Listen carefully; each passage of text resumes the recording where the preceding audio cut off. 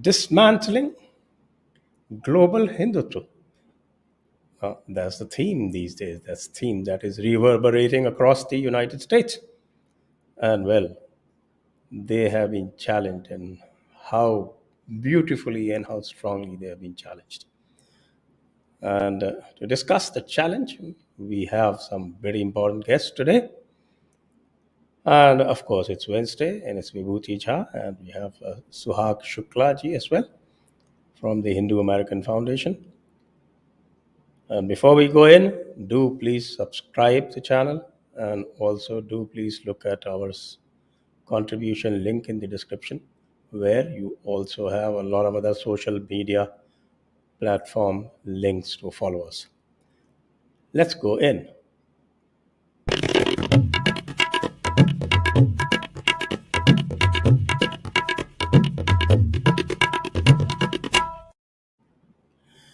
So welcome viewers to this Wednesday 10 p.m. show, and welcome Suhag ji, and welcome Namaste. Vibhuti.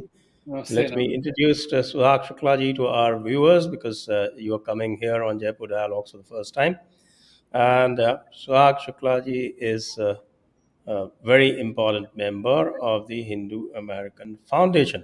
And Hindu American Foundation is the one that is spearheading this challenge to this obnoxious theme called Global Hindutva, rather Dismantling Global Hindutva. So let me go straight to Suhagi. Don't you find it curious that September 11, that's 9/11, should be the day to talk about global Hindutva instead of global jihad?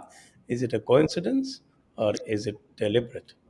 I am not one to put on, some sort of mind reading hat on to know what their intentions were. Sorry about that.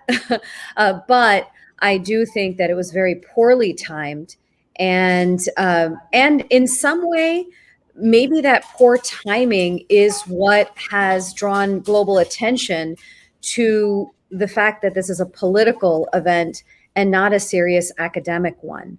And we can talk a lot more about that, but it was certainly tone deaf, especially where you have a handle that's actively denying Hinduphobia. And then the whole world is watching with horror as you have Afghanistan crumbling under, the takeover by the Taliban. And we know, because we have been documenting human rights atrocities against Hindu minorities in Afghanistan, in Pakistan, and Bangladesh, that how fast the community there has dwindled down to, a mere 400 families. And to then talk about Hindutva or global Hindutva as if it's something that's happening world over that the world is watching is, to me, kind of the height of irony and academic dishonesty, especially for those who call themselves scholars and have put their names behind this event. Okay. Vibhuti ji, at this rate, I think we could very well blame the Talibani jihad to global Hindutva, shouldn't we? I think every disaster offers an opportunity to somebody. As Suhagji very rightly mentioned, that maybe the bonehead, tone-deaf choice of this particular date has added a spur to the otherwise dormant, benign, uninvolved Hindu, as we call it. We are truly Digambar in that sense, But the important part here is to remember and notice is that this is, I don't call it a mistake, in my opinion. Fools commit mistakes. These guys are not fools.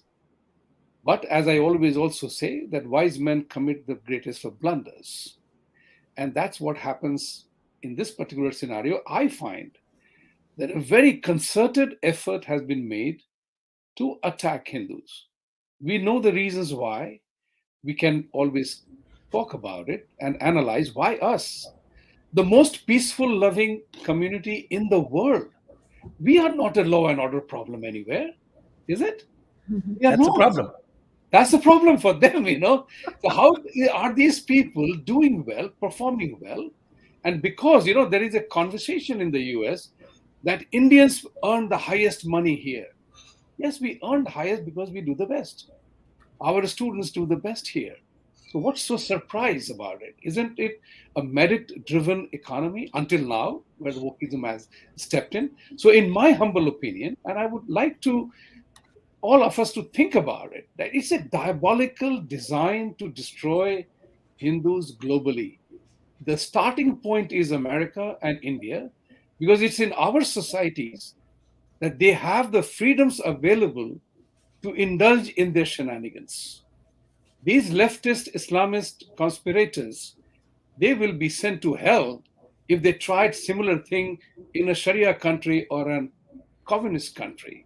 So the what maybe Suhagji is not familiar with, we at Jaipur Dialogue have a phrase called Panchamakarts.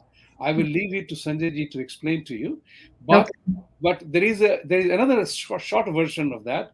It's called the lady gangsters, liberal leftist gangsters. So that's the kind of thing which is happening, and I believe is that we have a threat globally. It's not it's not happening in America alone. And there are many pointers to that. And I want to congratulate Shuagji and the entire Hindu American Foundation, because you are the only organization in this country who is visibly involved and actively involved.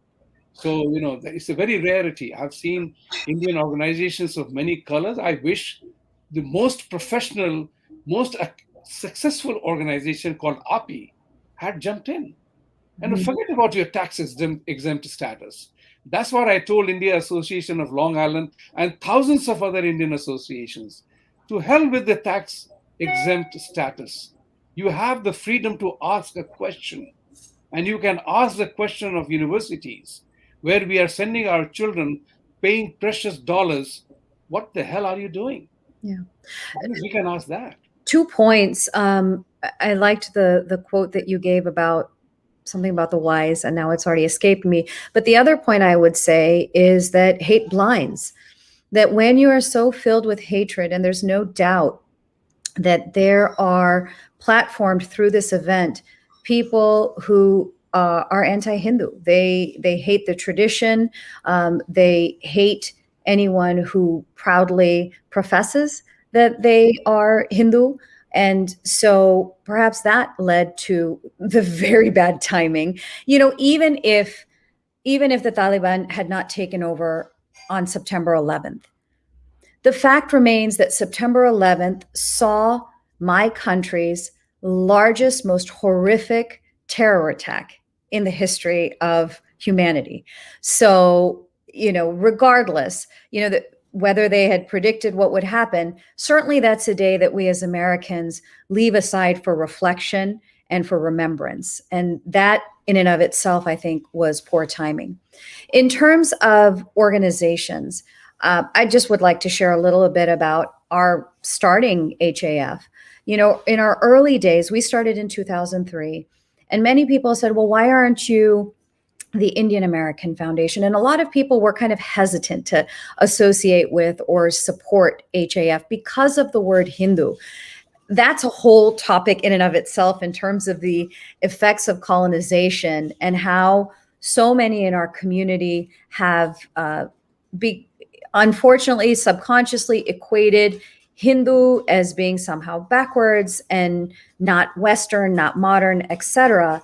Or that, you know, our tradition is one that it encourages us to turn inwards, to know the self. And so, you know, there's probably a multitude of reasons as to why people maybe are shy of that word. But our response to that question was, the reason we feel that we need a Hindu advocacy organization is because the Indian umbrella is one that serves people across various faiths.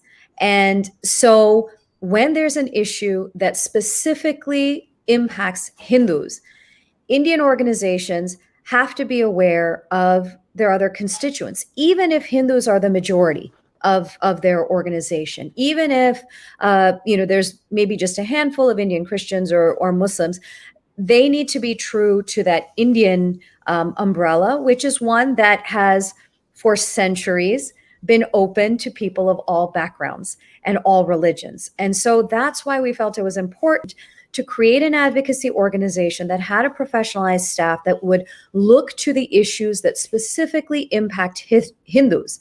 Now, that doesn't mean that we just care about the well-being of Hindus.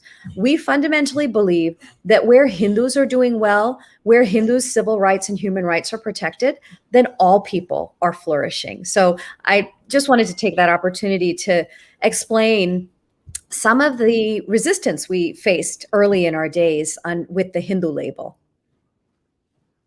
Well, just to supplement that, I think we need not be apologetic about it at all, because the most fundamental definition of Rashtra, as we know, the Indian civilization regards Rashtra as the civilizational principle. And Sri Aurobindo, back in 1909, he said that Sanatana Dharma is the Bharatiya Rashtra.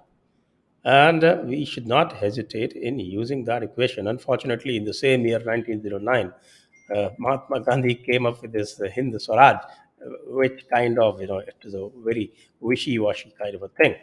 And the same year, Muhammad Iqbal came up with this Shikwa, where he is complaining to his God, Allah, that how come with all our passion and everything, you have not allowed us to conquer the infidels.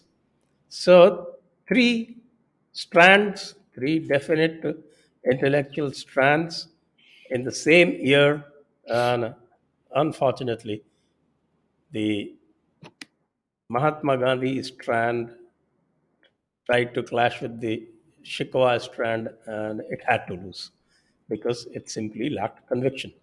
So it is time for us to put the construct that Sri Aurobindo put on the nation of on the concept of nation, or the concept of Rashtra. What we call the Indian concept of nation is civilizational. The European or the Western concept of nation is ethno-racist, and the Muslim concept of civilization is purely religious. The Ummat, or the Ummah, as they call it. So I think these are the kind of things that we need to put in perspective, and I think you were absolutely right, and you took the right call, you all, that is, in naming your organization as a Hindu American Foundation. So kudos for that. Now let's come to the issue at hand. Audrey Truschke, who is heading this particular endeavor of Hinduphobia, oblique, I prefer to call it Hindumisia, because nobody really needs to fear Hindus. All they do actually is to hate Hindus. So Hindumisia is, I think, the more proper term. Anyway, Hinduphobia is in fashion, so let's stick with this for the time being. This lady came to India, I think, about a year back, and she was challenged on some of her more racist presumptions. And to that, she answered, well, I have the entitlement because I am a trained historian. Imagine. Till now, we had God's command, Christian law, that said that, God had the word, and the word was law. That's, I think, the Gospel of John.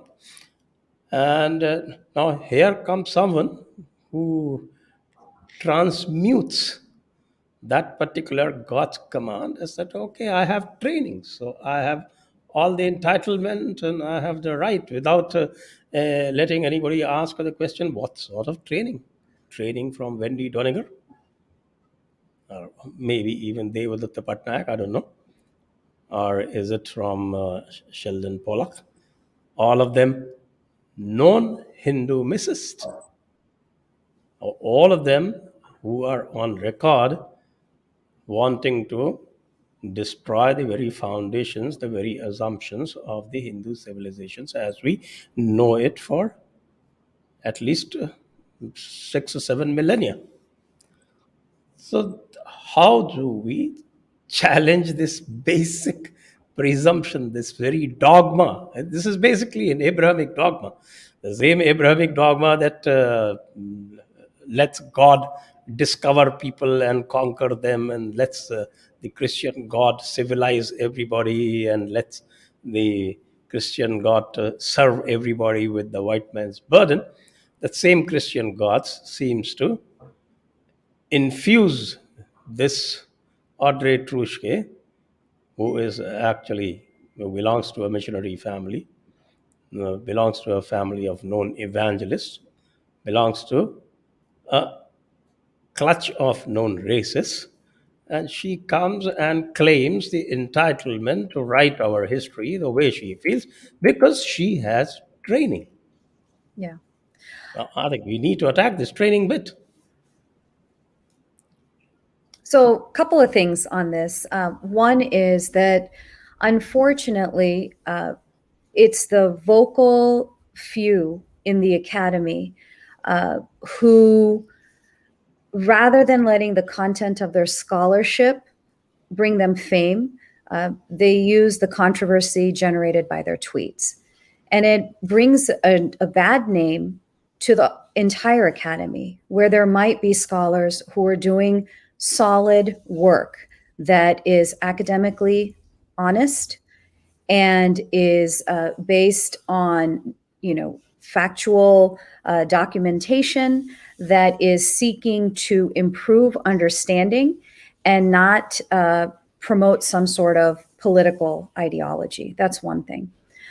The second thing is that, and I think Rajiv Malhotra has been writing about this for a very long time in terms of, I think he called it a cartel, right? That it to me, it's a little bit like high school. I have had the opportunity to get a peek into some of these listservs where South Asian studies scholars participate, and there's an in crowd, and then there's the out crowd. The out crowd are those that seek to understand Hinduism from an emic perspective, or seek to study Hinduism in a way that moves away from the orthodoxy. And the orthodoxy is rooted in colonial narratives, in narratives that looked to Hinduism through a strongly Protestant lens. And there are many academics who are studying this. Vishwa Adluri, Joydeep Bagchi are amongst two. Balu Gangadhara in Belgium, Jacob de Roover, Prakash Shah, a number of academics who are well respected, who are in the academy, are now pushing back against this idea that there's an objective way of studying India and Hinduism, and then there's the subjective way. The subjective way is dismissed right off the bat. And what makes something dismissed and subjective? If, for instance, the scholar is Hindu, or if the scholar, when I say Hindu, I don't mean just happens to be born in a Hindu family, but actually has some sort of reverence for the tradition. And this is not kind of a double standard that other scholars of other traditions are held to, or that they have at least I don't even want to say sympathetic, but an actual objective view. So what's held up as the objective standard is actually constructed with colonial and Christian bones. So that needs the dismantling, if anything. If anything needs to be dismantled, which, right. That's what needs to be dismantled, not this so-called global phenomenon that you talk about. And I think, I don't know if it was you or Vibhuti Jha who raised this, but if we're talking about global supremacist ideologies, and I tweeted about this yesterday, the about us of this event says that they are concerned with, or they want to explore, let me get the exact quote. They want to explore, where are we? They want to explore how this global Hindutva movement might build links to other global supremacist ideologies. So if we really think about, global supremacist ideologies, they're not going to be really welcome to us as people that are brown or, non-European white.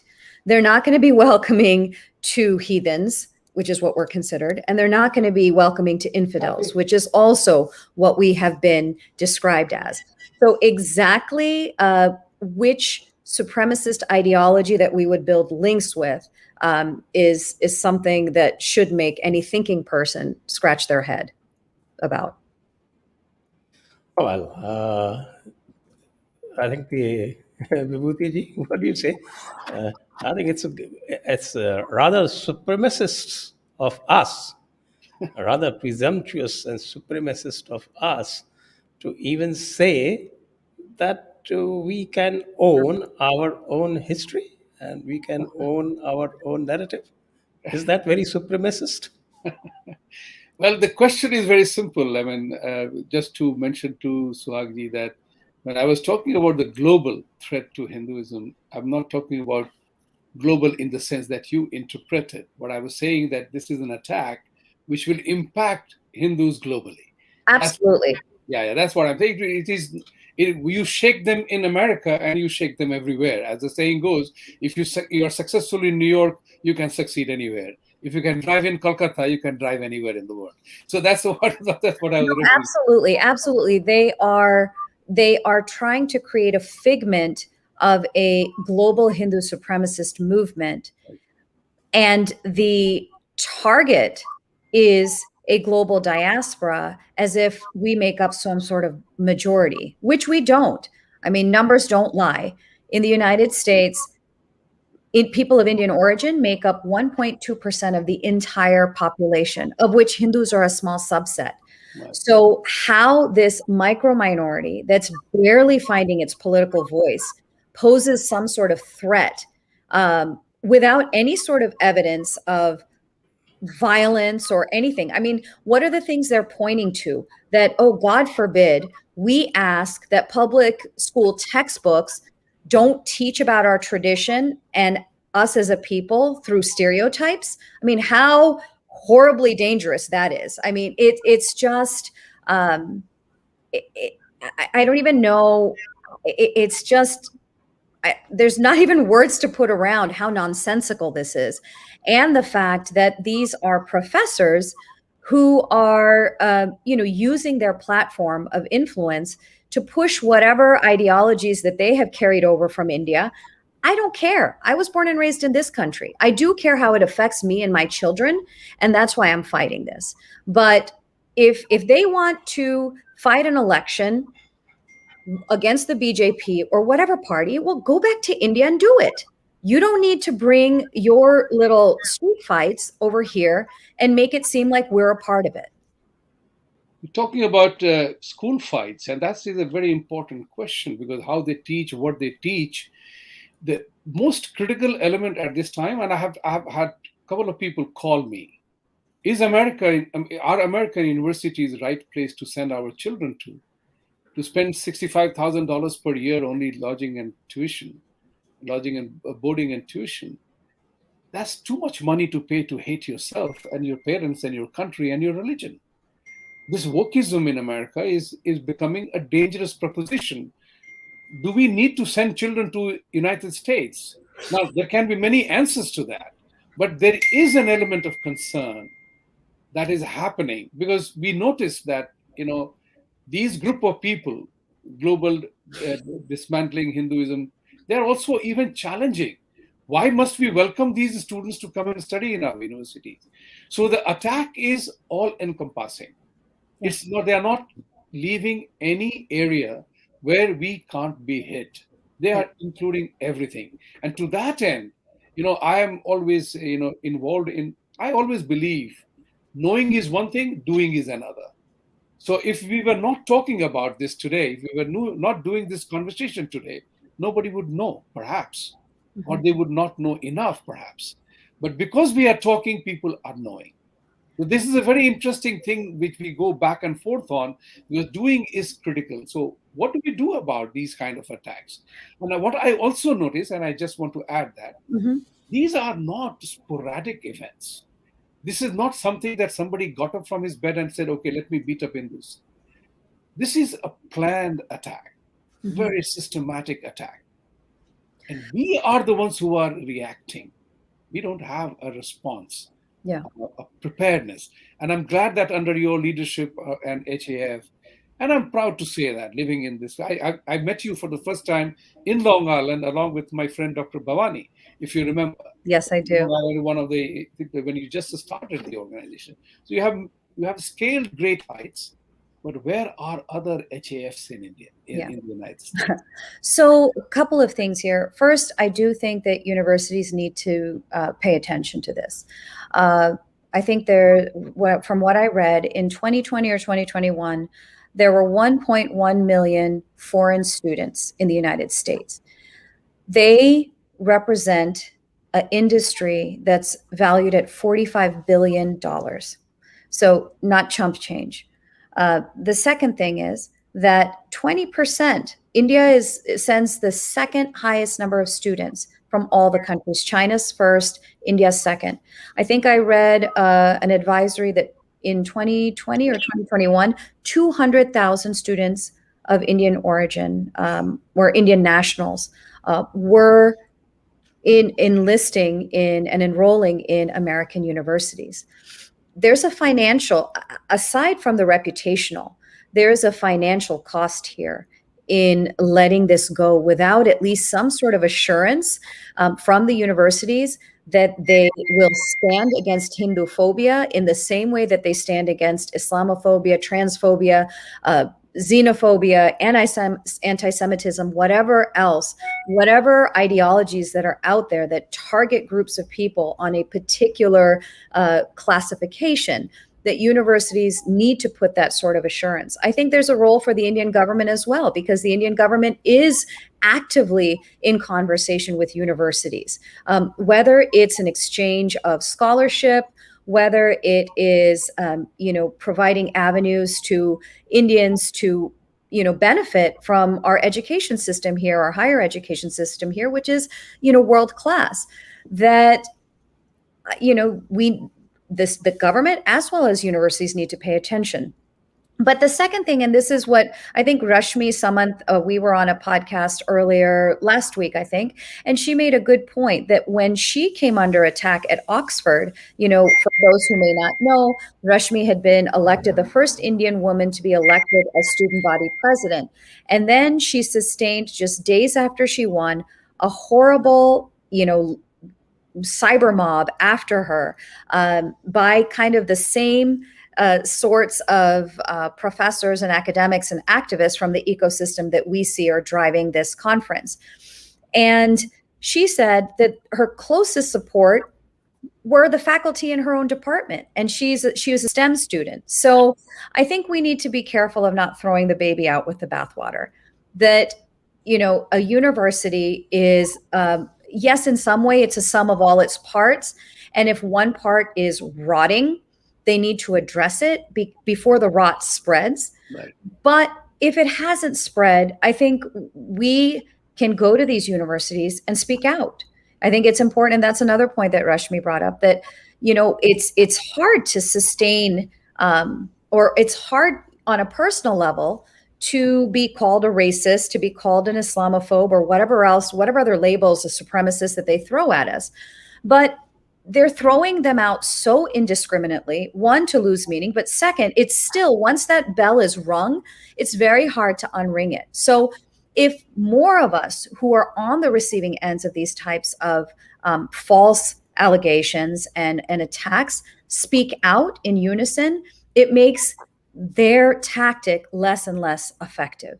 And so that's what I would say to parents is that, and to students who are considering coming out here, come in with your eyes wide open, know who you are, know that some professors, specifically in the humanities, feel it's their job to, maybe undo whatever your parents and communities have taught you about the tradition. But you should do your own exploration. Know that just because a professor says something doesn't make it true. I'm very fortunate that when I was an undergraduate studying religion, I had a professor, when I took an essay that was by Wendy Doniger and said to her, "What is this? It makes no sense." She said, "You can't always believe what you read." And I said, "But she's a professor." She said, "It doesn't matter." So I think that a university should be passing on this skill of open inquiry, of critical thinking, of looking at diverging viewpoints and knowing how to engage with them thoughtfully. If you don't get that from your university, you can still build those skills on your own every day. Look at your social media feeds. Are you only looking at things that agree with you? If you are, then you're doing yourself a disservice. And we all are doing a disservice to democracy and to just interpersonal and intra-community relations by being that way. Sanjay ji, Okay. can I slip in a question, a short question to this one? Let me, Okay, go because ahead. You do that. I'll connect with this, what Perfect. Suhag just said. And I think that reminds me, and I need to remind you, Vibhuti Ji, that we at Jaipur Dialogues devised a vetting system or a rating system for all the Indian universities for Hindu phobia or reverse Hindu friendliness. I think it's time to make it go. And It's going. It's I think going now. Yeah. so. Let me introduce Swagi to that concept. That about 3 or 4 months back, we at Jaipur Dialogues, we devised a system. We said that, okay, this enough of this bashing, and that was basically in the wake of this Rashmi incident and in the wake of the incidents that happened at the Rajars. And we have, between ourselves, devised a rating system, and we intended to send a questionnaire for all the universities and in order to rate them on their friendliness towards Hindus, friendliness oblique unfriendliness.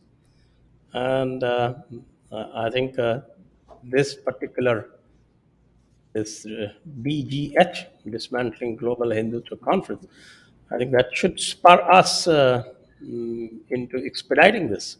What do you say, Vibhuti? Absolutely. There have been a significant number of conversations, including some people in the HAF, and they are aware of our efforts in the direction. One of the things that came back from a professor, very good professor, he said to make sure that your questionnaire doesn't get lost in the excitement and the buzz of so many anti-think conversation that is happening. And we also edited that question. So that is perfectly fine. It's going now, because now the time is good, because now universities have known now that their logos were abused, were wrongly put. A lot of them did not support it. And now that question becomes very valid. And who to send to was another issue. So dean of students or dean of admissions or dean of whatever, all those things have been sorted out, and it will be going very soon. I'm happy to share that with you. Yeah.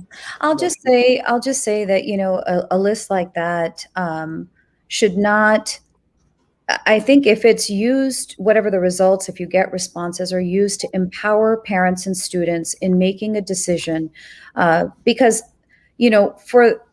for the most part, I would say 99% of the time, this sort of Hinduphobia is coming out of liberal arts and humanities.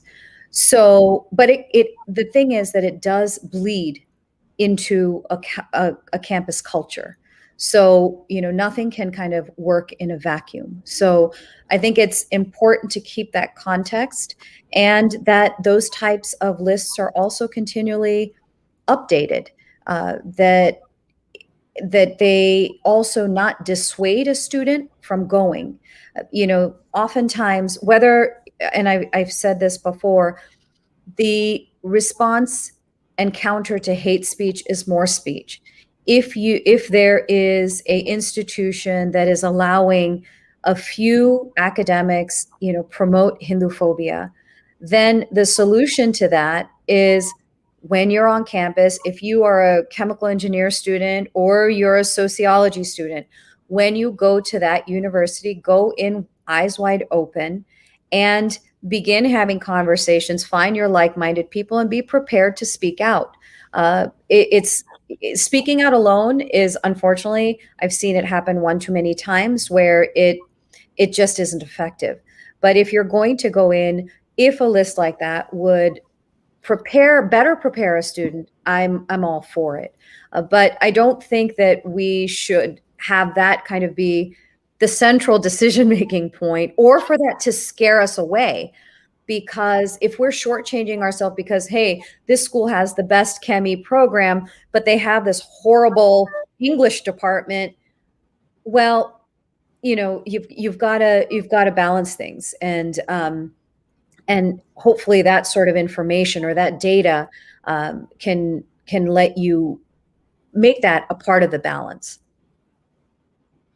Okay, point taken. I think we are definitely going to take care of that, and that is why we pruned our original questionnaire, and we kept it a basic minimum, and that also allows people to look through these things and make their I'll look forward to seeing the decisions. results. Yes. Of course, we have to make a beginning somewhere. Yeah, no, And absolutely. we can continue. We can keep taking feedbacks, and we can keep updating, and we can definitely within a university we can keep making distinctions between departments.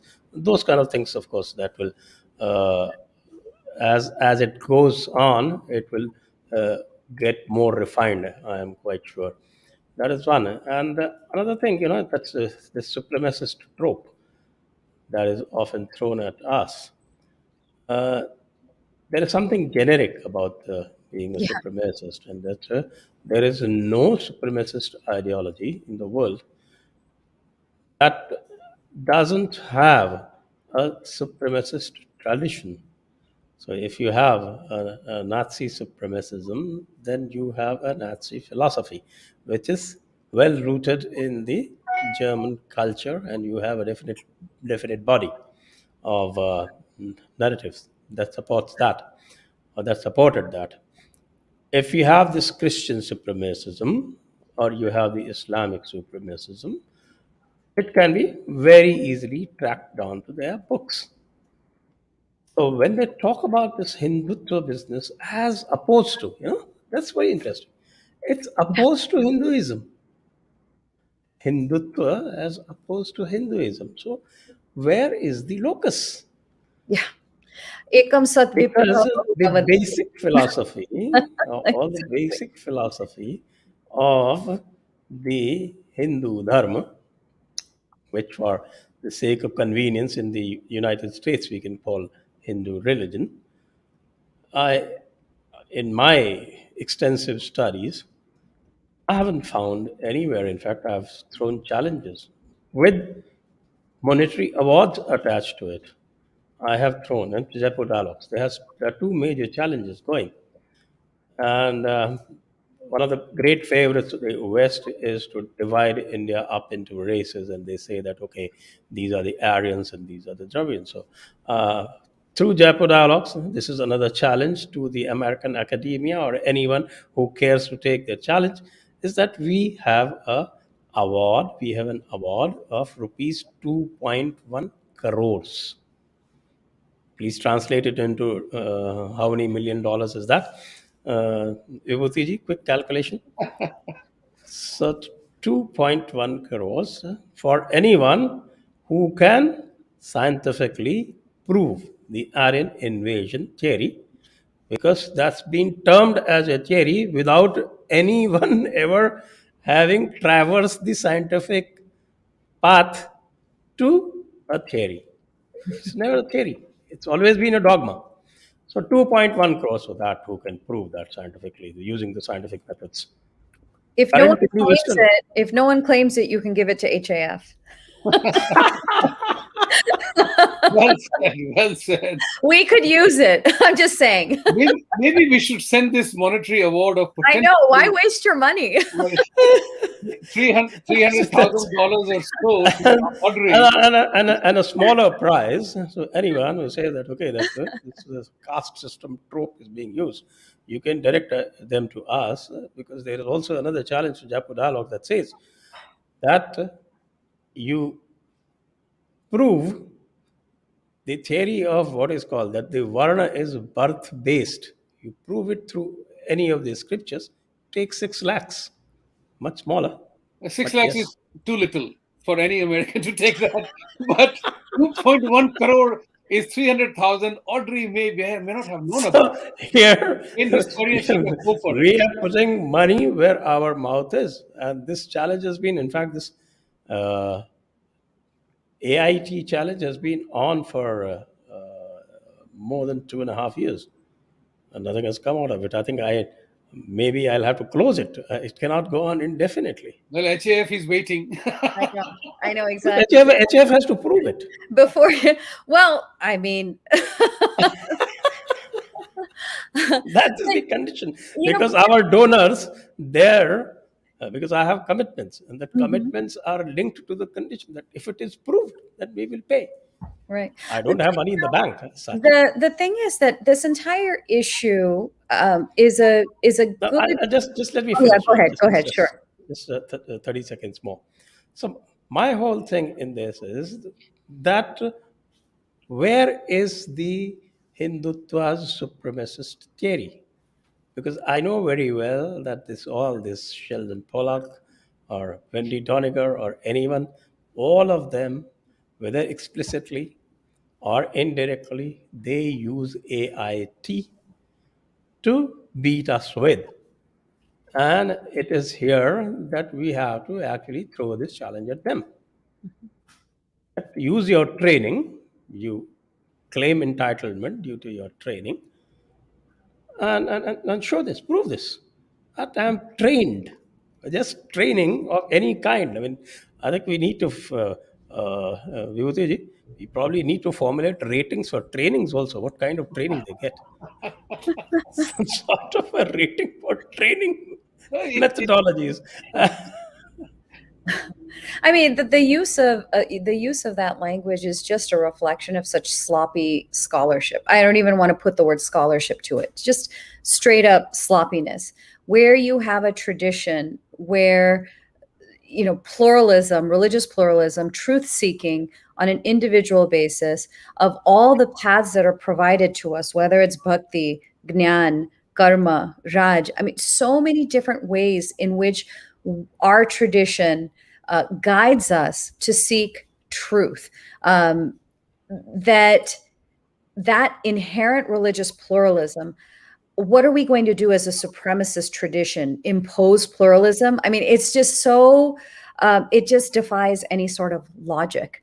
And this event has also, I think, a reflection of all that can go wrong when you allow politics to bleed into academics or kind of parade around in the guise of academics. Yesterday, I believe it was, or maybe the day before, the handle or the website started posting all these letters of support or solidarity, the word they like to use, statements of solidarity with the conference. One that got my attention particularly was a letter signed by scholars of genocide, mass violence, and human rights. And this letter literally said that Hindus use Hinduphobia as a distraction.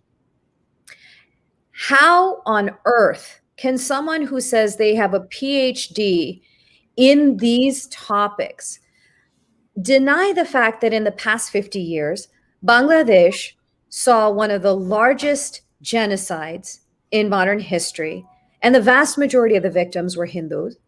We've seen large ethno-religious scale cleansings in Afghanistan, which we are watching right now, Bhutan, Kashmir, India, the Indian territory of Kashmir, and Pakistan.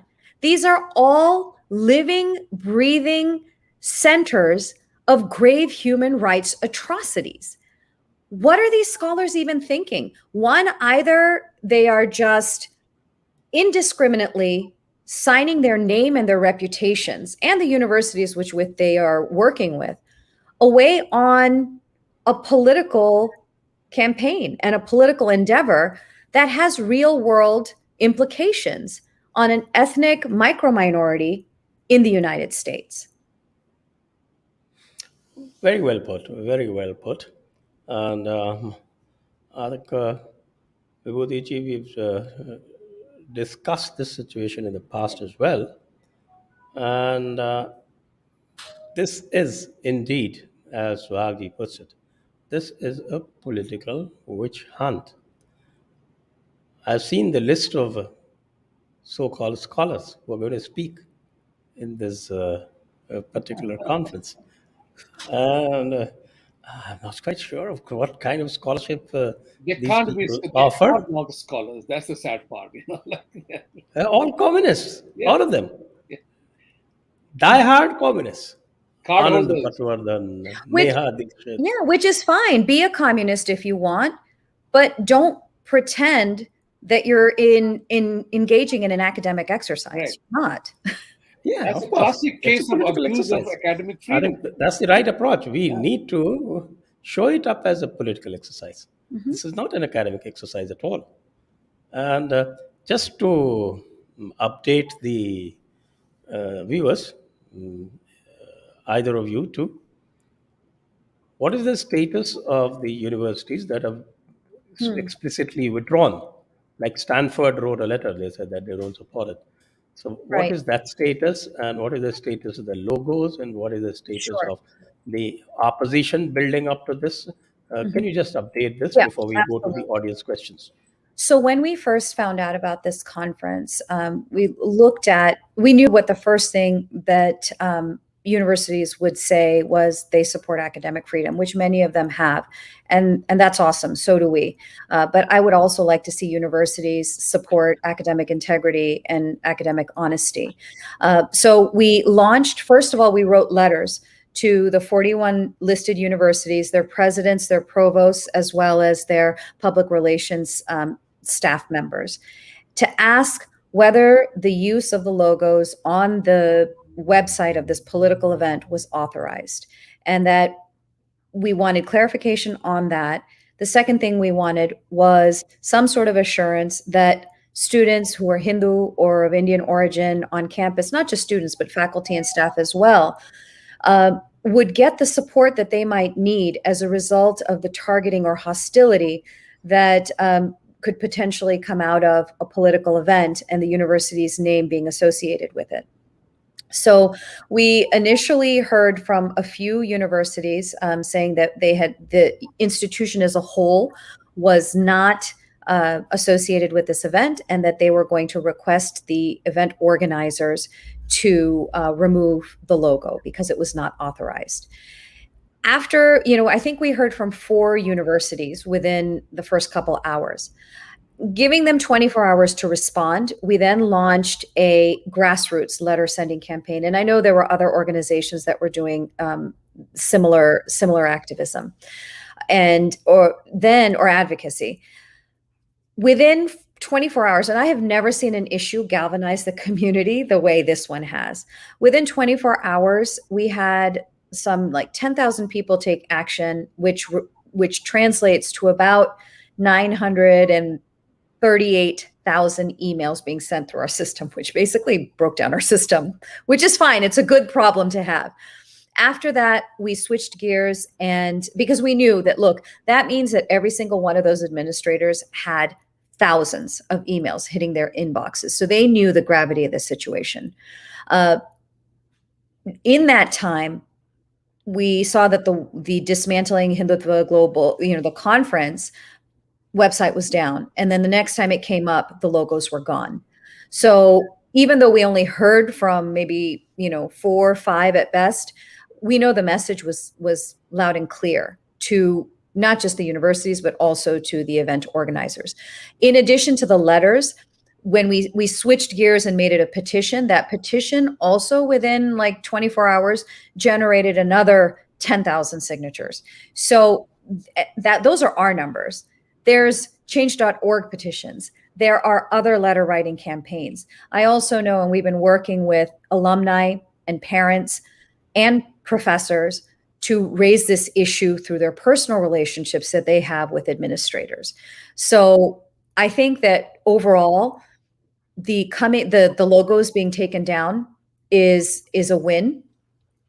We have never asked, even though these event organizers are claiming that we are trying to silence them, we have never tried to cancel their event, nor have we asked any university to not allow their faculty member to speak at this event. That is not at all what we've asked. All we asked was that universities to stay in compliance with both their ethical and mission purpose of teaching this next generation to have an open mind, to engage critically with difference, and to explore and research and look at multiple perspectives, that continues to be met. And also as tax exempt entities, that they do not inadvertently or intentionally support a partisan political event. So that's kind of where we are. I know there's many student groups on campuses that are continuing to work with their administrations because they know that they are going to be the front line of any fallout. And they know also, based on the Rutgers students' experience with Professor Truschke, that they are indiscriminately being labeled as right-wing BJP dogs, I think one influencer labeled them as, or as right-wing supremacists, as others have. And so there's a real cost for them. And the long-term impact of this is that it just silences Hindu students on campus at a time where they should be exploring their identity, exploring their political ideas. Where you have this sort of demonization of another opinion or another view, or even one that's neutral, all it does is it stifles inquiry and it stifles academic freedom. What professor is going to take the risk of actually looking critically at some of the BJP's policies and study them if that professor knows that they might land on a neutral to positive conclusion, or even a mixed conclusion, if colleagues in that same institution are calling them Nazis and supremacists? And That's that quite right. In fact, if you bring this point, I'll make a brief comment on this and then I ask Vibhuti Ji to respond on this. That if you look at the entire Jewish vilification campaign undertaken by the Nazis, it started in a similar vein. Yeah. And you know where it went. So I find very strong similarity to this vilification campaign of someone, a very peaceful minority within the United States, and a very, very peaceful majority as well, because everywhere else in the Indian subcontinent, the minorities' rights have been completely trampled upon, and most of the minorities have been nearly wiped away. So, Vibhuti ji, uh, have you tried to sound on the embassy, the consulates, and other government of India functionaries? Or if not you, someone who's known to you? I know. And shouldn't we frame this whole question in this Nazist supremacist analogy? I think that there are a lot. I'll answer the second question first, and that is that I think there are a lot of parallels between the anti-Semitism that we see on college campuses with this Hinduphobia that we're seeing, the latest incident of Hinduphobia. There's a Jewish scholar or thinker who came up with a nice framework in being able to distinguish between where legitimate criticism of the Israeli state veers into anti-Semitism, and it's a fine line. And I think that there's parallels for us to learn from in where an exercise is legitimate criticism or understanding of the Indian state, and where it veers into Hinduphobia. And I'm probably going to misquote it, but it essentially is that, is a group demonized? Is a country held, or is it demonized? Is it held to a double standard? And is there a delegitimization of the state going on? And I think that we see all three things happening in this conference. So there are a lot of parallels. I've been in close conversation with our Jewish allies, and I don't even have to, with people who are unfamiliar with this issue. And that's part of the challenge, is that in the United States, there's a lot of ignorance or unfamiliarity with Hinduism, and even with India. And so therein lies the challenge in terms of being able to have conversations with potential allies. But when I have a conversation with a Jewish ally, I don't even have to be like 5 words in, and they're like, I know what you're talking about, which is, I think, powerful. And it certainly makes us feel like we're not alone, and that there are others who will support us. In terms of the role of the Indian government, I know that the embassy is at least aware of the situation. I know it's been making major headlines in India. And so unless you're living under a rock, I can't imagine that the MEA doesn't know about this. They've also been tagged on so many times on this issue. And I think it's important for people in India to speak up and raise concerns. And I know we will be as well. And in the same way that we're raising concerns with university administration. Sanjay ji, to come back to that same question, soon as this event was announced, I had tweeted to External Affairs Minister that unless you are prohibited by protocol and your own mandates not to talk about it, you must begin a dialogue with the universities, because it relates to education and cultural impact. And every consulate, every embassy has their own consulate attaché, which is related to education and culture. They must have a dialogue with the universities that how can you allow such a blasphemous thing to happen in the name of academic freedom. That said, I also believe on one part of that story is that Hindus need to be giving up their so-called over-reliance on everything government must do. Yes. Right. I agree on that. We have to, sarkar mai baap ho gayi hai sabki. And I'm proud to say that people like us are doing this, what we are doing is without government. And that must serve a purpose, like everybody says, Hindu mein unity nahi hoti hai. People, this is a common complaint. Hindus are not united. And I've said this many times, and I repeat it at the expense of being boring, that unity is not a suit, jacket, or a sari or a shirt that you wear it and it happens. It has to be driven behind a purpose. It has to happen behind a purpose. Today we have a purpose. Just as few weeks or months ago, we had a purpose behind protecting swastika as a symbol. We succeeded when we united. So these are one of the examples of that. And this is one of the examples also of the fact that organizations like Hindu American Foundation, what they started 10 or 15 years ago, is now looking so relevant. 18 this month, yes. I was 15, close on that. I don't believe I'm that old. So that's what is important here is also to bear in mind that individual responsibilities have to come. You earlier referred to the supremacist part of it, Sanjay ji. We are the only country in the world, which 1.3 billion people, of which about 80% are Hindus, right? But we call ourselves secular.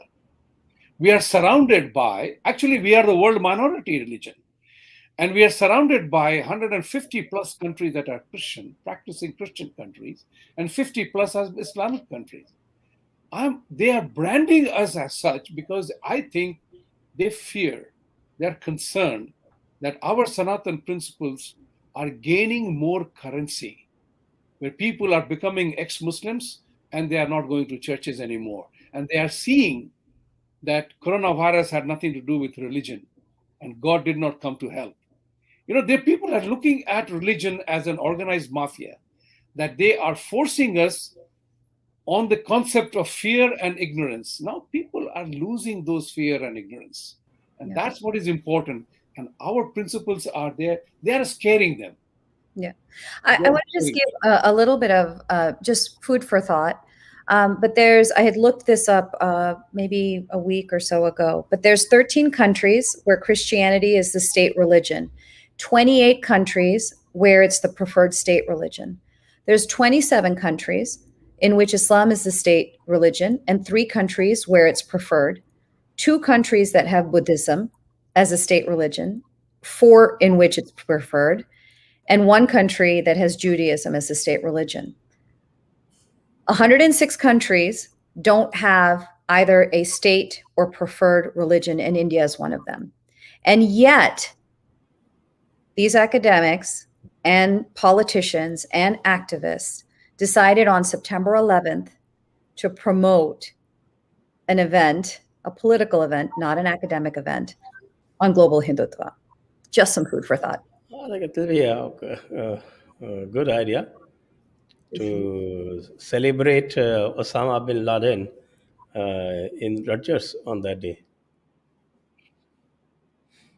Because that's what it is. It is the anniversary of his greatest feat that he accomplished. So to conflate dismantling global Hindutva with that, of course, is ironical. Okay, now I think we are almost over time, so only 1 hour.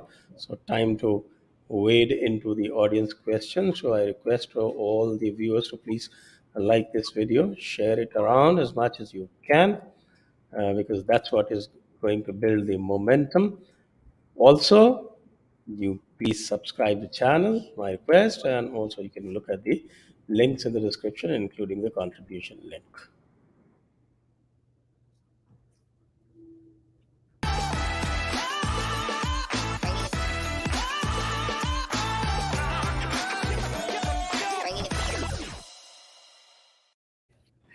Well, we have nearly 1,000 people watching, so that's Wow. pretty good. Yeah. Srinath Reddy, thank you, Srinath, for your contribution. Financial planning, okay, that's an imaginative name. Jai Shri Ram, negative narrative dismantling team. Kicked off my corporate career and started a new career. Aapka Ashirwad chahiye. I am in NJ. How do I get in touch with you, Vibhuti Ji? Connect with me on LinkedIn. That's simplest one. Okay. Reach out to me. Yeah. Yeah, you can recognize his face, of course. Next. One is Sanjay Ji, a suggestion on your rating system. Please consider TripAdvisor as a model in some way to make the system simple, friendly, and easy to give feedback to. Good idea.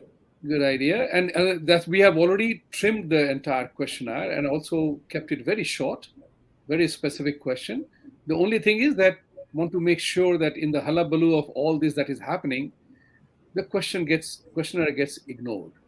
The idea is to generate response, and we are taking appropriate measures that when we send, we get response for that. Thank you. Yes, sir. I have a beautiful chat from Poonam Abhiji, whom I think most of us know, and it is worth framing. So Okay. I'll ask my desk to please frame it and put it as a graphic. Wow. It says that the Hindu hatred promoting conference is being done in USA to celebrate Osama bin Laden's masterstroke. Pretty good one. Thank you, Poonamji. Next. Okay, here's her question. How all this affects Berkeley student Siddharth, who was given the freedom to practice Hindu tradition and practices on campus as a practicing Hindu? Yeah, I mean, there are protections in place under the US Constitution, under state law, under county ordinances, as well as university policy to allow people the freedom to practice their religion.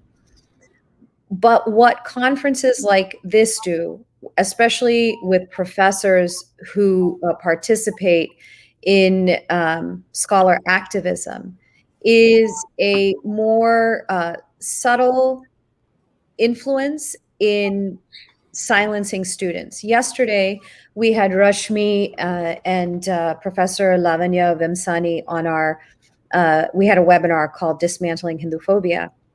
And what she said is when she sustained the attack against her, many Hindu students, when they were around her and there were other students there, wouldn't say much in terms of whether they supported her. They might express some empathy or sympathy with what she was going through because she was relentlessly attacked and then lost something that was historic, that could have catapulted a number of opportunities for her. But they came up to her after the fact and hushed, whispered tones told her that they understood what had happened to her, but they were scared to speak out.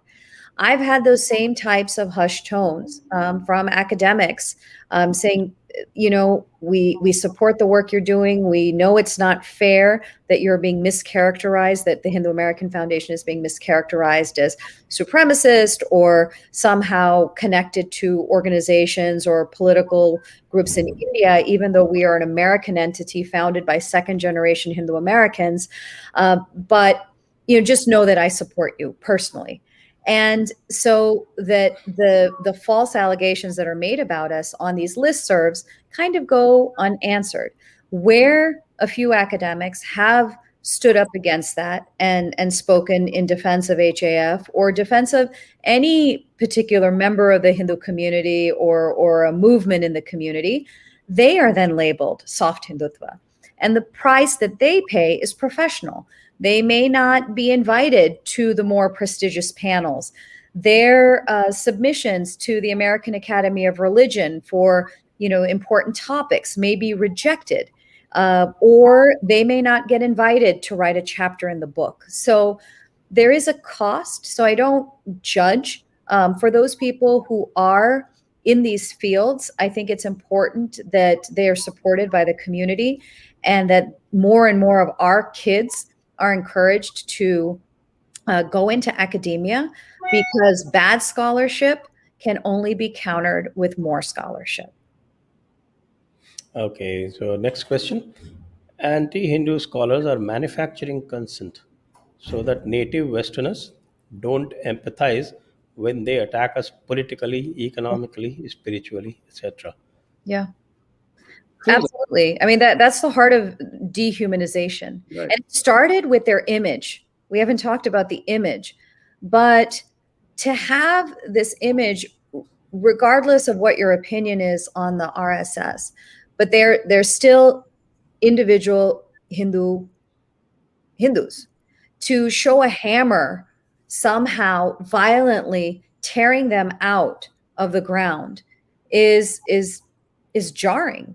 So the dehumanization started from day one with the image, and it has continued. If you follow their social media handle, and if there's any university administrators that eventually watch this, go to that handle to see what sort of vitriol the handle is spewing, as well as the types of people that they're platforming and retweeting.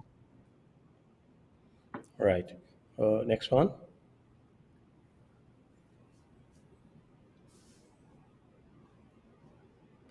Rambo Desi. Okay. Rambo, I RSS like the name. Hindutva. we need you in the battlefield, Rambo. RSS Hindutva neither stands for nor protects Sanatan Hindu Dharma. Why are Hindus fighting a conference to expose RSS Hindutva? Oh, Sanjay ji, this is your question. Tricky.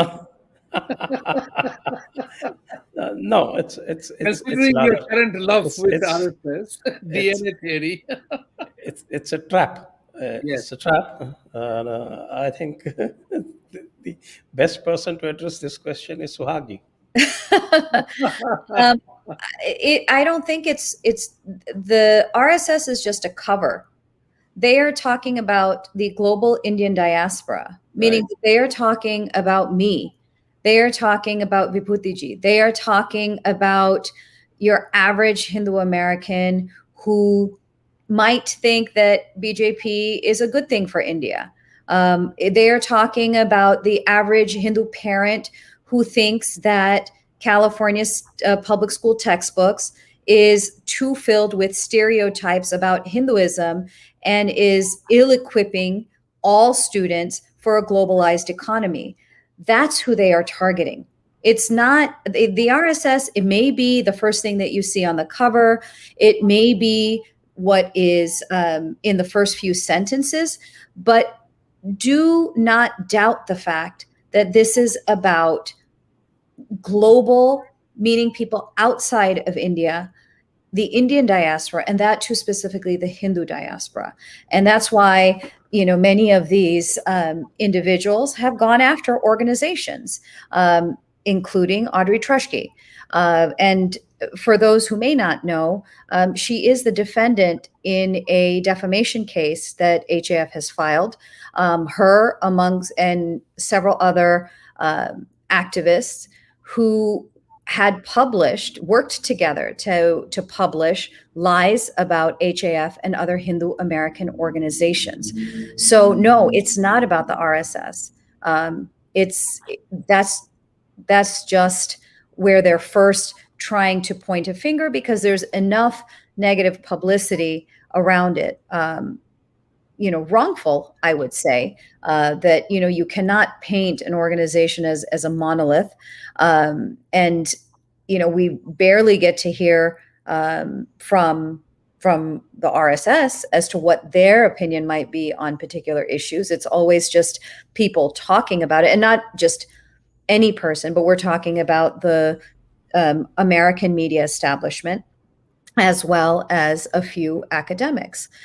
So no, it's far more than that. That's not what we're fighting here. If I may quickly add, I totally agree with you, Suhagji.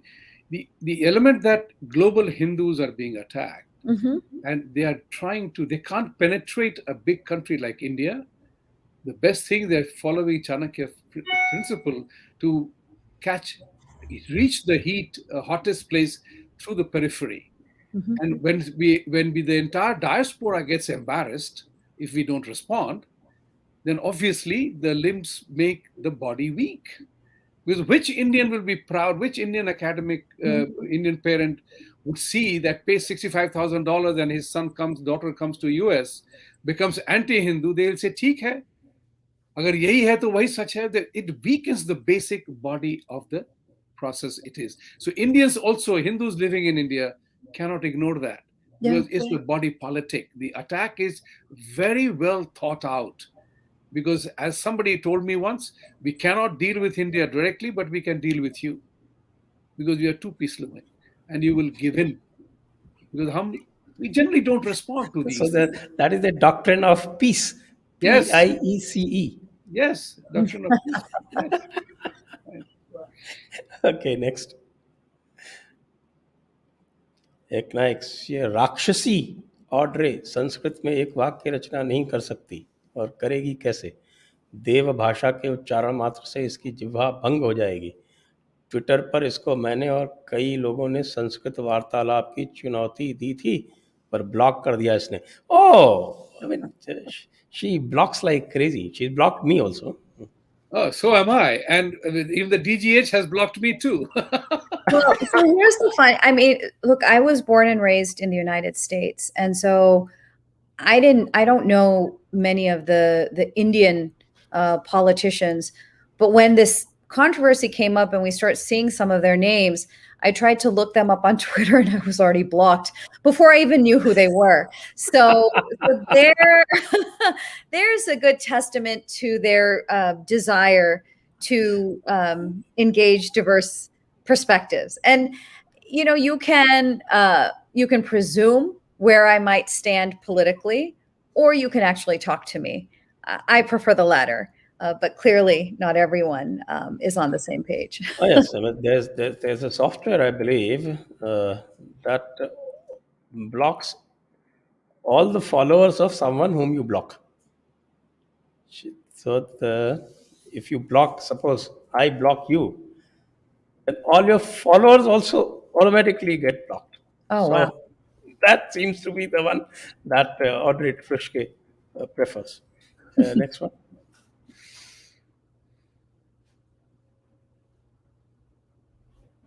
Next question, please.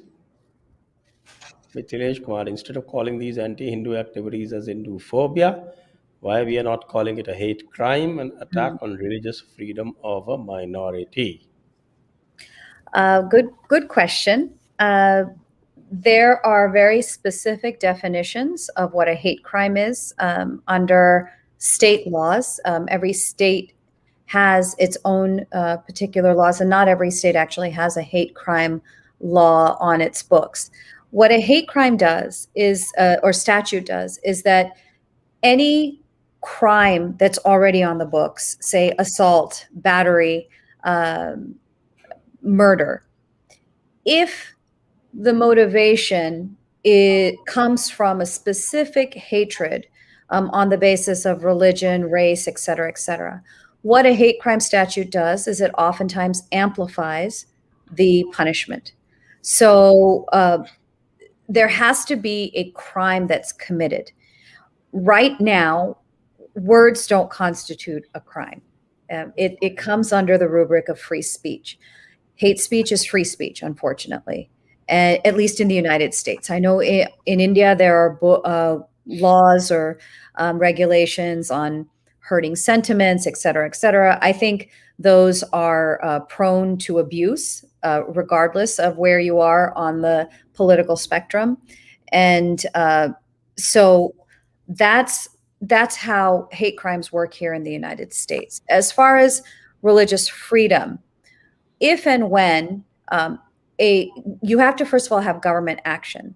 Where a government state action, whether it's by creating a law, whether it's by some sort of implementation of law, or even through its actions, where it inhibits the ability to freely practice your religion, whether that's building a temple or whether that is hosting a Hindu club on college campuses, that's where the First Amendment gets triggered here in the United States. The First Amendment of our Constitution is where freedom of religion is memorialized. So, we do have lawyers on staff at HAF, and we always are looking out for legal remedies in issues. And if there is one, we seriously consider it. In this particular issue, there isn't right now.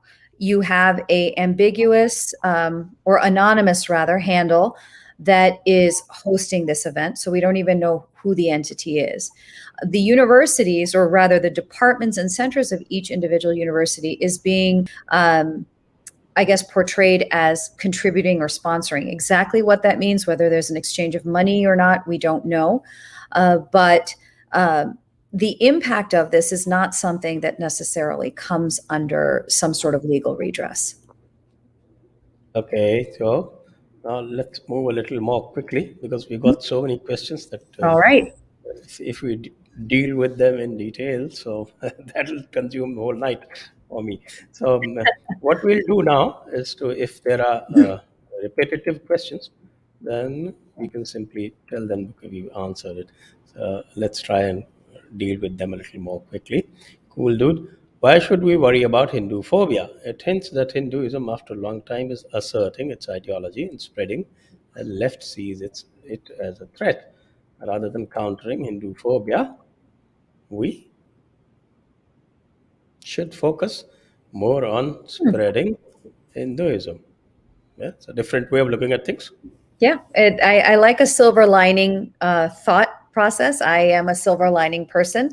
I think that Hindu Dharma has spread, and on the whole, when you look at the global popularity of yoga, meditation, Ayurveda, Vedanta, all of these things are reflections of the deep well of wisdom that we are inheritors of. So there's no doubt that that the spread of Hinduism is powerful. I think it makes us better people because the core fundamentals are satya, ahimsa, brahmacharya, parigraha, all of these things that can help us live in consonance with the planet and coexist with one another peacefully without imposing any one particular interpretation or one only path on our friends and neighbors.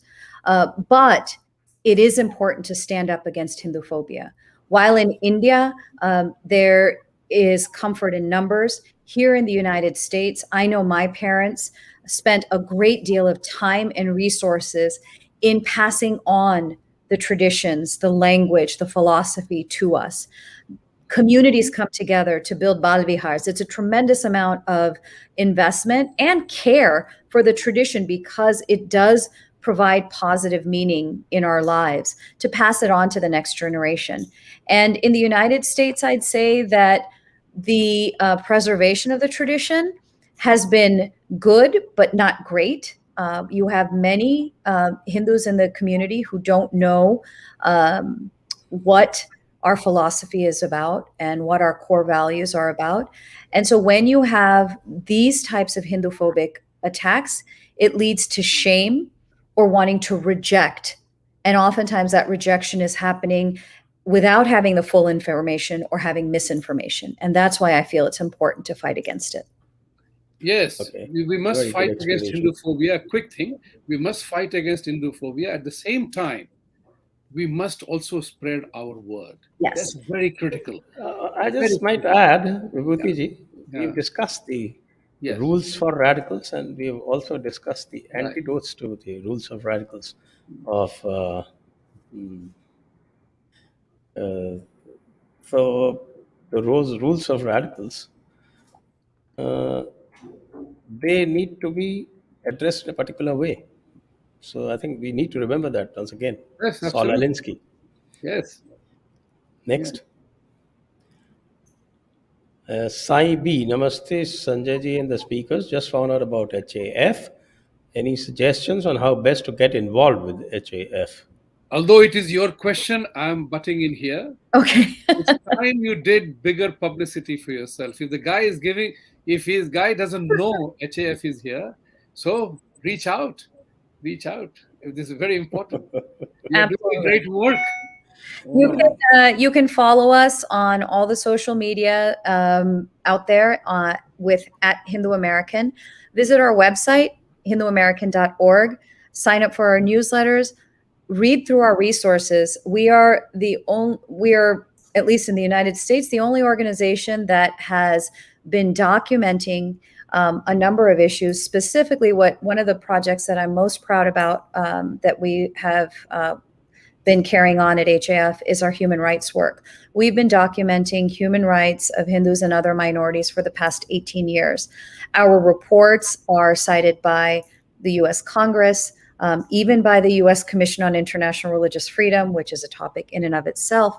But the fact is that it is one of the most comprehensive studies of what Hindus are facing around the world. I mean, yesterday when I tweeted about that, I had mentioned Bhutan, and someone said, "What happened to Hindus in Bhutan?" If you are a Hindu or if you are a champion of human rights, you should know what happened to 200,000 Bhutanese, primarily of Nepali origin, vast majority of whom were Hindu. You should know that they were cleansed from Bhutan as a result of government policies that promoted Buddhism and one language, one people. And so they spent 20 years in squalid refugee camps until they were resettled in the past 10 years in the United States and Australia, Canada, and a number of other countries. It's important for us to know our history and our ongoing challenges, and you can learn more about that at our website. And support us, of course, support HAF, because we decided early on that we would take a professionalized model in the way that other communities have, the Jewish community, the Sikh community. So we have a permanent office in Washington, D.C. We have a full-time staff of 13 that have subject matter expertise and work on these issues and build the relationships with key stakeholders to ensure that our perspectives on key issues are understood. I was almost inspired to apply for a Hindu ambassador's job. More America. Next one. Vibhuti sir, Chaitanya, why do you think many countries do not even recognize Hinduism, like Russia, dear friend of India? Is the state not pushing enough for this? Well, I intend to pass it over because I think, one, we are short of time. Second, it doesn't relate to the particular event.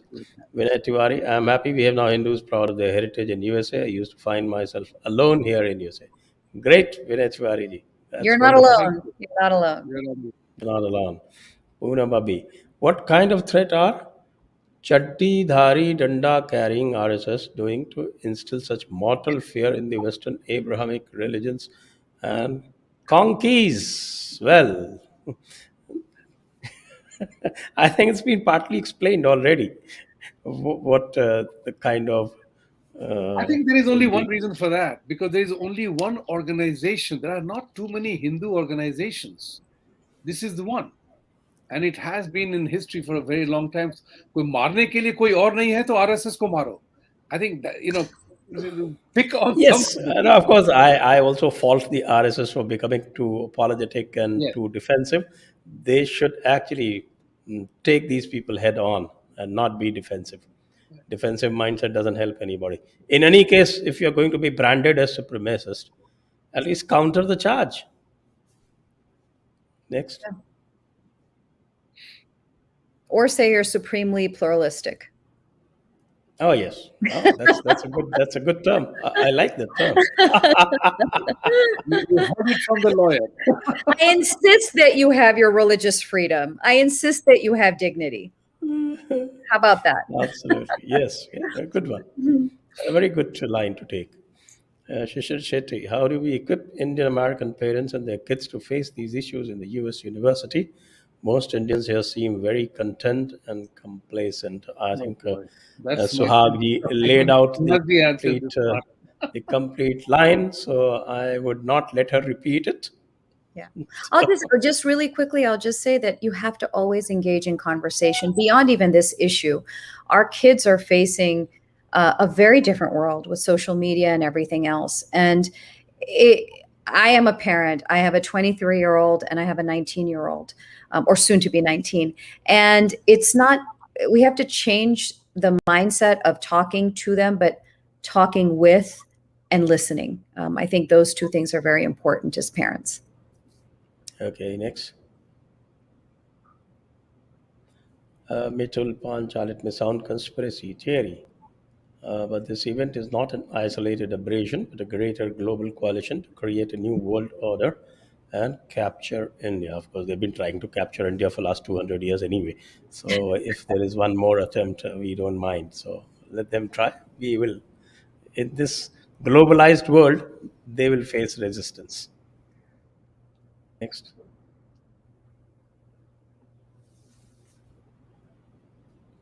Chaitanya, do you think these guys are trying to make Hindus the Jews of America? I said exactly that. And I think the panel agreed.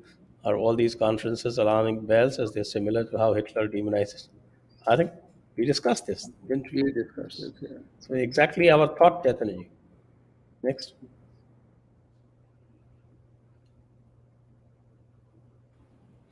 Sridhar Keshi, they say criticizing Hindutva is not criticizing Hinduism. Oh yes, very cute. I like that.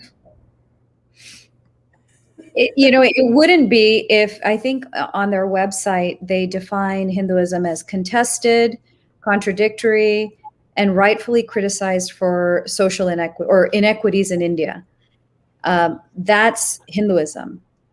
Their title of their event is Dismantling Global Hindutva, but then all the topics are about the inequities in Indian society. So, in law school, we had to take a logic test. So if A equals B and A equals C, B equals C, yeah, obviously. B equals C.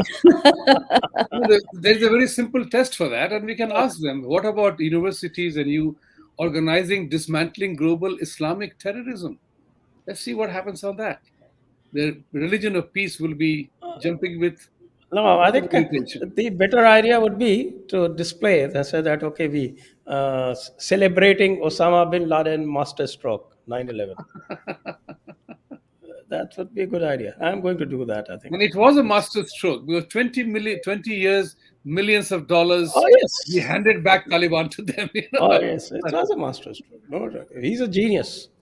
Celebrating the genius of Osama bin Laden, something like that. After all, it's a free country. You can do that.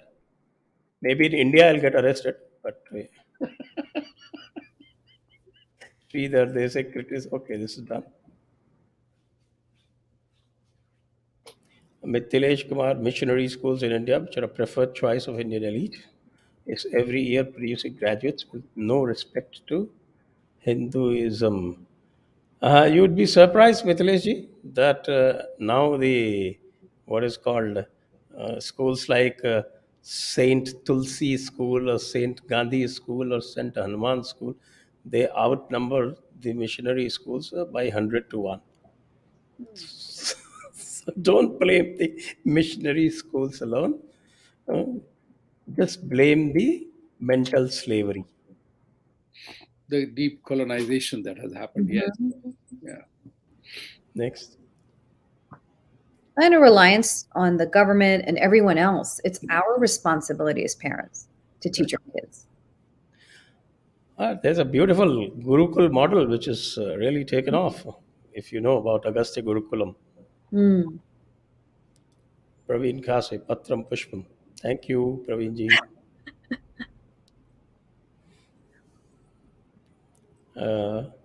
Sir and ma'am Mm. is being on the side of truth enough. Mm. Truth? I told you about the Apostle of John. Who has the truth? The church has the truth, nobody else. Awed Muscle or the mullah has the truth. Big tech is censoring truth and promoting lies. Kids are vulnerable to this. Oh, yes, the Marxists also have the truth. We don't have the truth. We got to fight for the truth. Sundar Srinivas, thank you. Praveen Kase became a Thank supporting you. member of HF last week. Will add to my employer's plan to get matching contribution from my employer in USA. Thank Well you. done. Okay, Dhanyavad. good. Great. Next. Shanky, thank you, G. Next. Paul Kramer, we need to be like grey wolves and ASLA of Armenians to avenge 1915.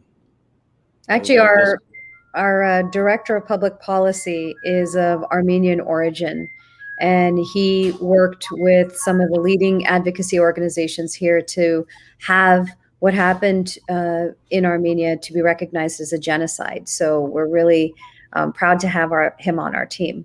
oh, great. That's wonderful. That's wonderful. Next.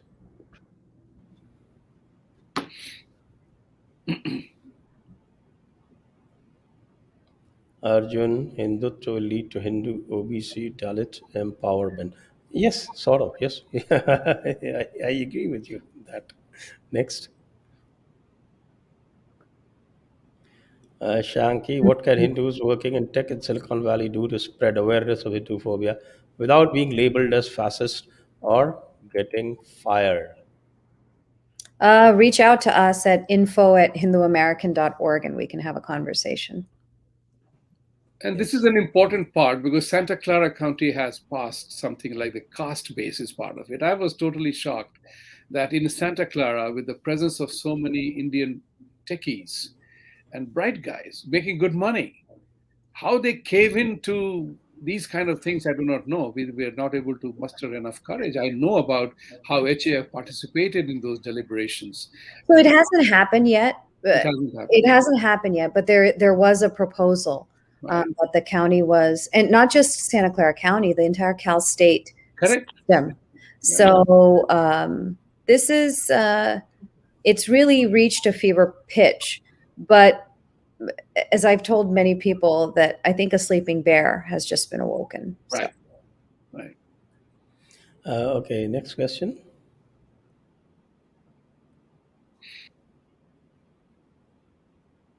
Shanki, what can he do? This question is done. Yep.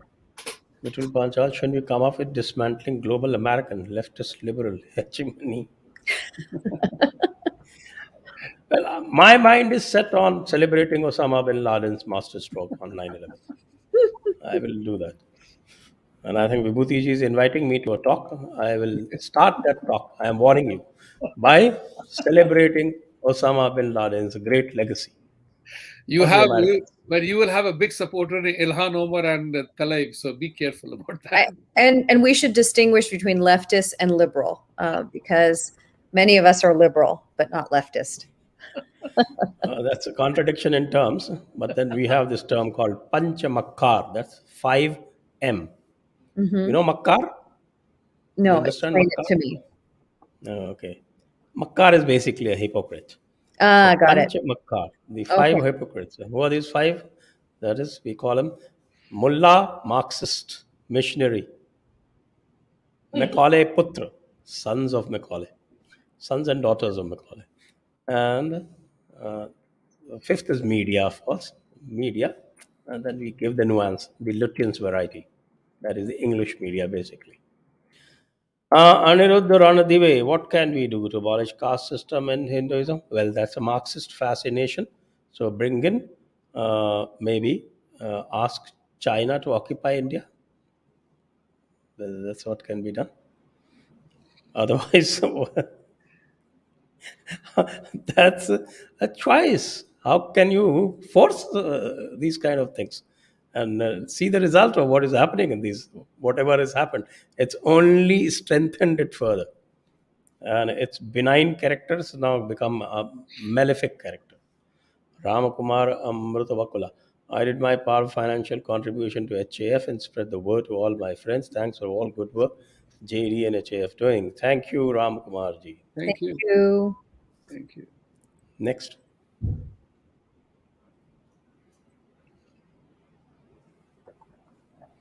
Chaitanya, Vibhuti sir, to deal with this dismantle Hindutva, first we need to expose the links of these guys. Like Audrey's father was a missionary and her husband got funding from Pakistan.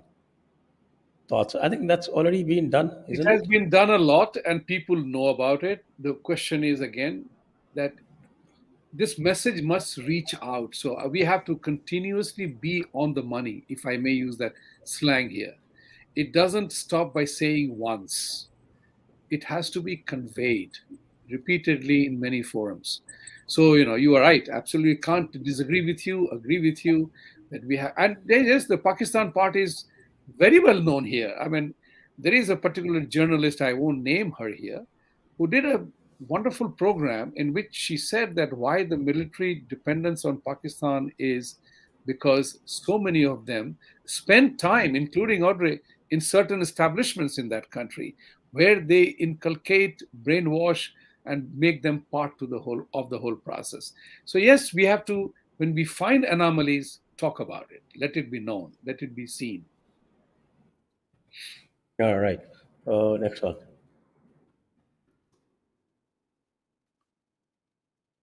Madam, how does American law protect Hindus since Hinduism is an oral tradition and we don't have a single book?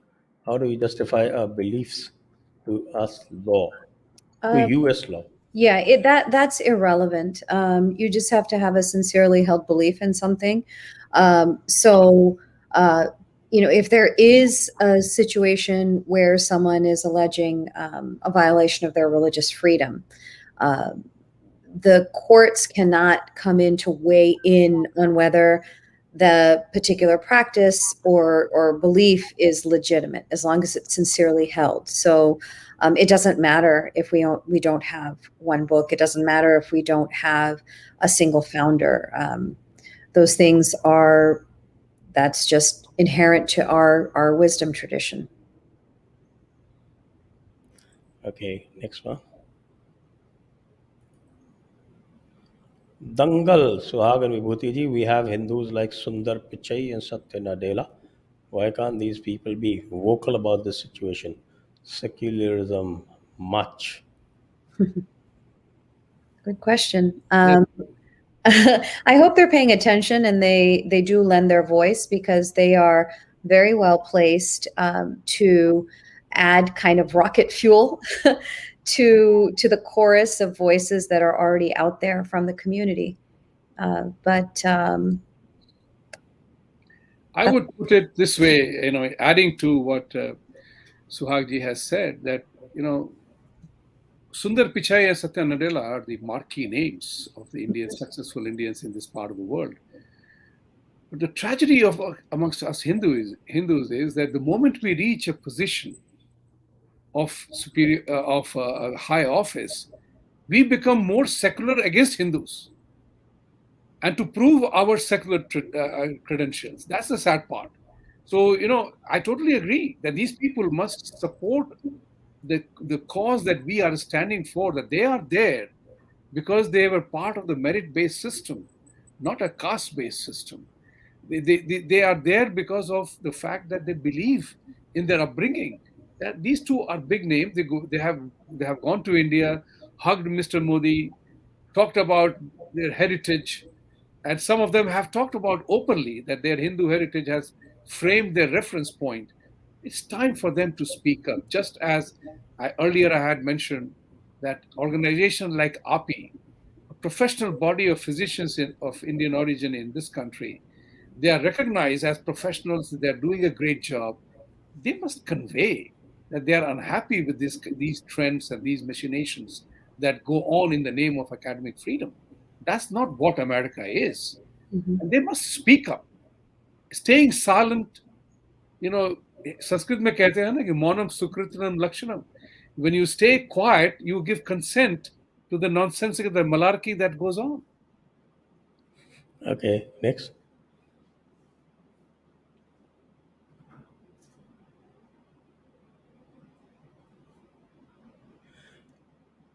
What a name. All authority or ignorance. Suhag, madam, as per my understanding, native Indian language knowledge is required for understanding Hindu religion, as English does not have corresponding words. What's your what's your take, I guess? Yeah, I would disagree to a certain extent because while I mean I was born and raised in this country, and I speak Gujarati, I understand it.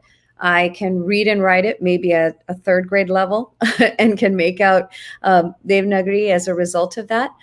But I think that the key source for me has been studying at the feet of some amazing gurus, my parents, my grandmother, who have informed my understanding. And while English is imperfect in the translations, I think that there is still a capacity to convey meaning, not in and of itself in a vacuum, but it can be a part of the larger exercise of seeking knowledge. Next.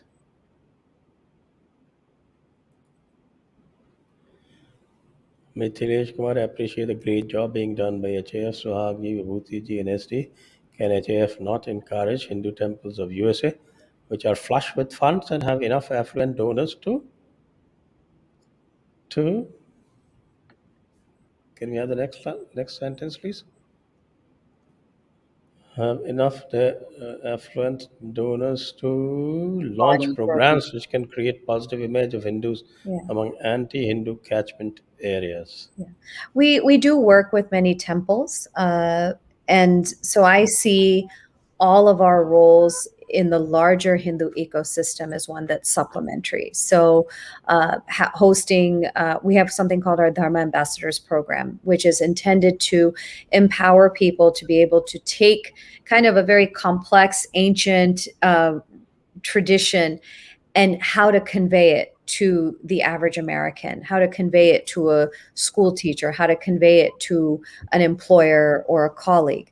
And so we have good partnerships with Hindu temples. And Hindu temples also have their competing interests. I think it's important that we do support one another. Next.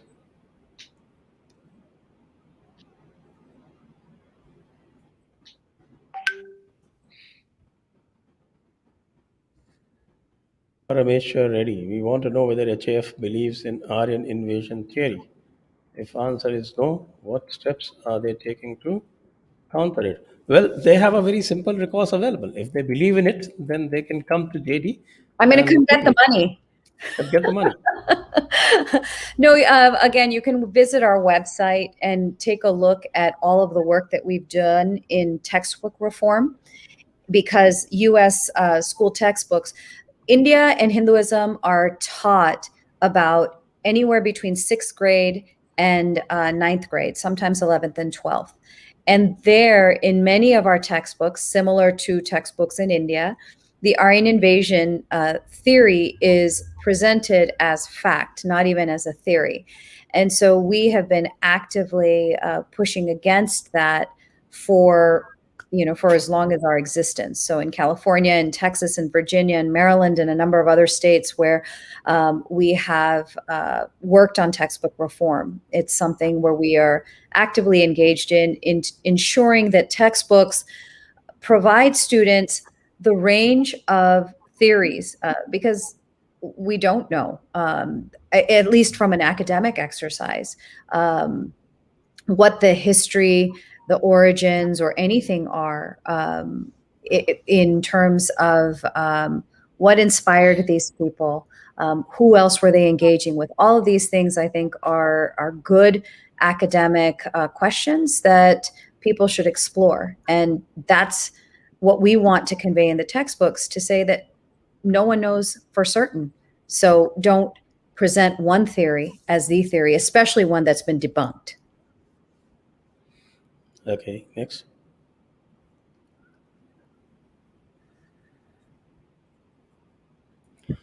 Ujjwal Bharadwaj, please request Sanjay sir to do a session with Dr. Rajiv Mishra explaining different types of leftist syndrome. We did that yesterday. Exactly on this. Why Americans lost? Because of the conquest of America by the left. Simple as that. That was yesterday. Please have a look. Oriental Arms, Suhag Ji and Vibhuti Ji, my compliments on your excellent work. Do you think Hindus can expect support from the well-entrenched Jewish community, who are also some of the major donors to? Yeah. Well, No, we already have. We, part of our petition, one of the leading Jewish organizations lent their name and support to it. And so it's not just this particular issue, but a wide range of issues. Even as Vibhuti Ji mentioned, the swastika campaign to try to make that or define it as a hate symbol was something that we pushed back against in New York and other states, in partnership with the Jewish community.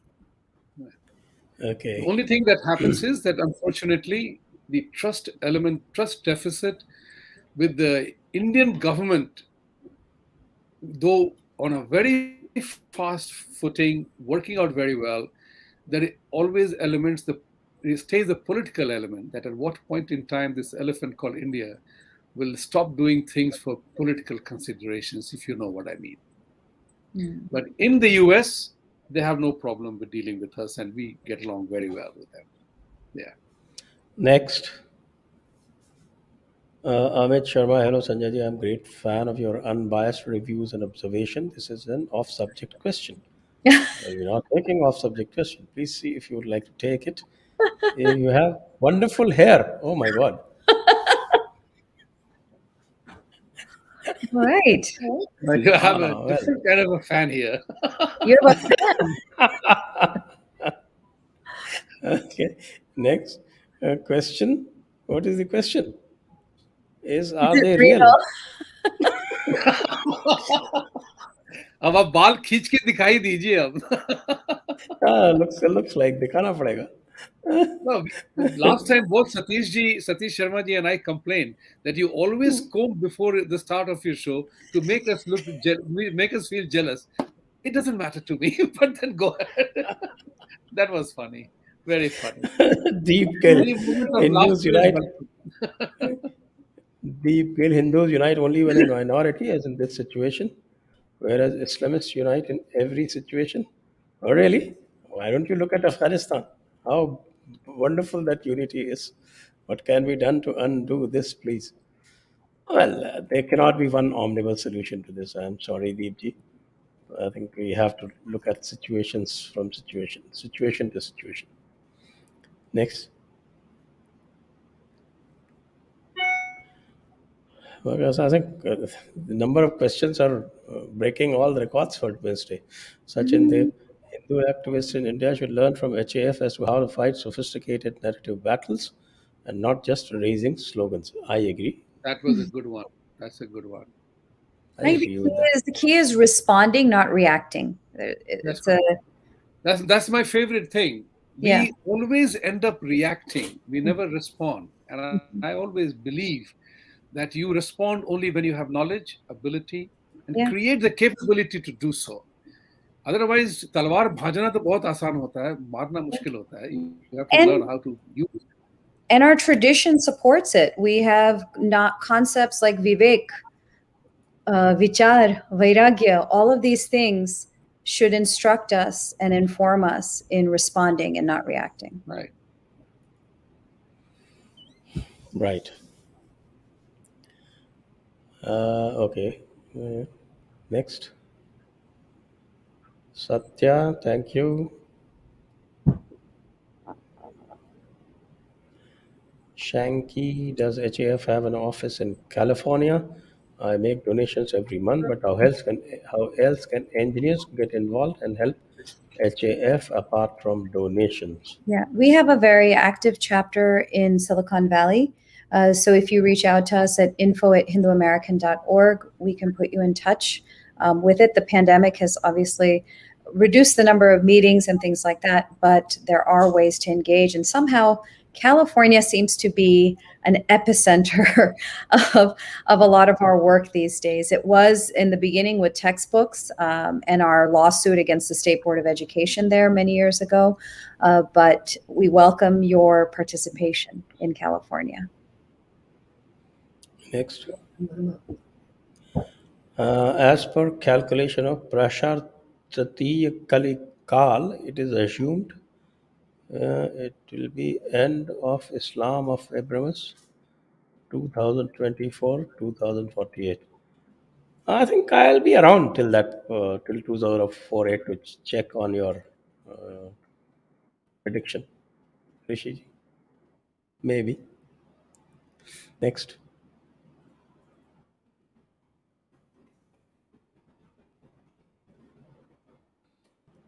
I went to a Christian school, which my parents were very proud of, and that lowered my confidence in general. My school teachers would publicly shame me for writing Shri on top of my exam papers. I don't want to repeat the mistake of my parents. I think many people have that experience. And of course, uh, you will speak only in English and think only in English is very common. I always write Om on the start of anything that I write, begin my writing work. I still do. It's right from childhood. I'm doing it. These are the culture, parampara, and samskar that you have to imbibe. That's simple as that. But I think things have changed now. People are quite in the face, at least in India. they're very, very vocal about Yes. keeping their identity. I think the key is also awareness. Once parents are aware that this sort of thing is happening, it's hard to ignore it, right? I don't know that maybe a generation before me, parents knew necessarily what was being taught in textbooks, but kids are actually leading the way in many ways in bringing their concerns home to parents, saying, "This is not right. Can you help me?" Next. Okay, finally.